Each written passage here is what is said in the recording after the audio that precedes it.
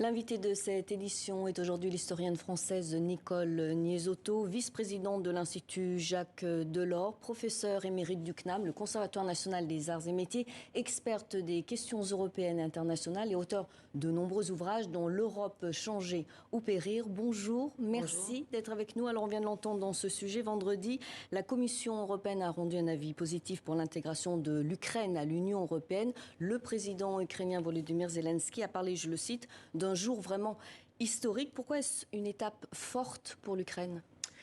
D'abord parce que c'est allé très vite. Les Ukrainiens ont manifesté leur désir d'entrer dans l'Union européenne le plus vite possible. Et donc en à peine 3 mois, la Commission a rendu son avis.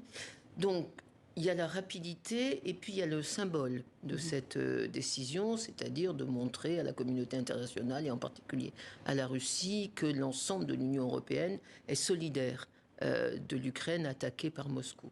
Mais il faut distinguer, je crois, entre le statut de candidat et le fait d'être membre plein de l'Union européenne. Oui, il faut attendre le vote à l'unanimité de toute façon de la semaine prochaine. Alors, la semaine prochaine, ils vont décider uniquement de lui donner le statut de candidat. Et pour devenir membre plein, ça prendra sans doute des années.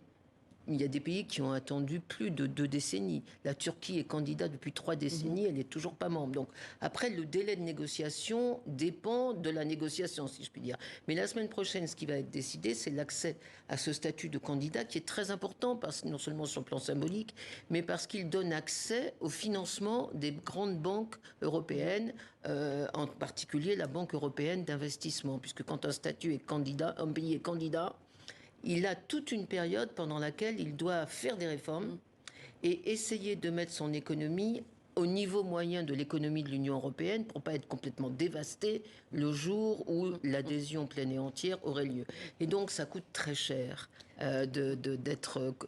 d'avoir un statut de candidat. Et c'est pour ça qu'à l'intérieur des 27, il y a non pas des désaccords, mais il y a des nuances qui devront être levées d'ici le Conseil européen de la semaine prochaine. Alors votre livre « L'Europe changer ou périr » a été publié en janvier dernier, je le précise, donc avant l'invasion russe en Ukraine le 24 février. Lors d'une conférence devant des étudiants, vous avez parlé de rupture majeure avec des conséquences pour l'avenir de la Russie et l'UE. Alors quelles sont les conséquences de la guerre en Ukraine pour l'Union européenne ? Alors, la première conséquence, c'est que l'Union européenne s'est réveillée, d'une certaine façon. Les Européens ronronnaient tranquillement dans cette idée qui est originelle, qui date des années 50, que le commerce adoucit les mœurs, que le commerce est un facteur de paix, que la géopolitique, c'est-à-dire les rapports de force, sont des résidus du passé, qu'ils seront transformés ou même relégués par l'interdépendance commerciale et économique avec l'ensemble de la planète et en particulier avec les voisins.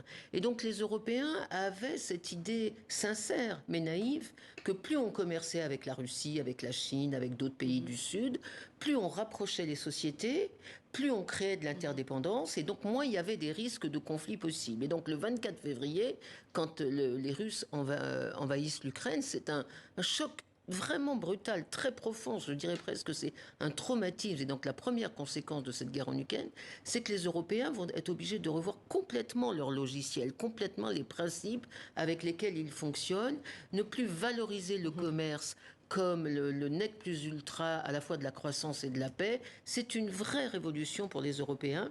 Passer à une Europe géopolitique comme la France le demande depuis très longtemps. C'est une deuxième révolution qui va prendre du temps. On ne change pas comme ça 70 ans de culture européenne. Cela dit, moi, ce qui me frappe, c'est que les Européens s'adaptent très vite. Ils s'étaient déjà adaptés assez rapidement au Covid et ils en avec avaient la pandémie tiré, de Covid-19. absolument. Ils en avaient tiré un certain nombre de leçons, en particulier un surcroît d'intégration dans l'endettement commun pendant 40 ans. Et vis-à-vis de la guerre en Ukraine, il y a aussi une réaction très rapide, d'abord de réarmement, cette idée que l'Europe est nue face à une vraie menace que l'on croyait obsolète. Donc tous les Européens se sont mis à regarder leur budget de défense et leur dispositif de défense. Et pour l'Allemagne, par exemple, les Allemands ont dit eux-mêmes que l'Allemagne était complètement nue. Donc il y a un réflexe, d'une part, de réarmement, deuxièmement, de soutien total à Vladimir Zelensky, donc Volodymyr Zelensky, donc le dirigeant de l'Ukraine attaqué. Mais troisièmement, je dirais aussi que les Européens sont très unis, mais dans une grande confusion. Merci. Parce qu'on ne sait pas de quoi l'avenir sera fait. Merci beaucoup en tous les cas, Nicole Niezotto. Je rappelle le livre que vous venez de sortir, L'Europe, changer ou périr. Merci beaucoup pour cet entretien.